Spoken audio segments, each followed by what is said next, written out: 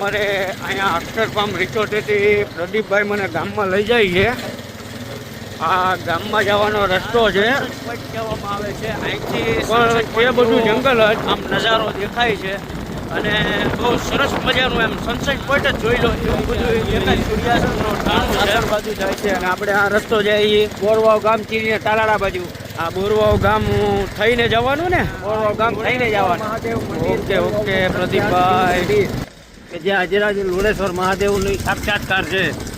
આ લુણેશ્વર મહાદેવનું મંદિર છે. પ્રદીપભાઈનું નામ કેવું છે અને બહુ સરસ એમાં દર દિવાળી અહીંયા 1.5 થી 2 કરોડના ફટાકડા આ જગ્યાએ.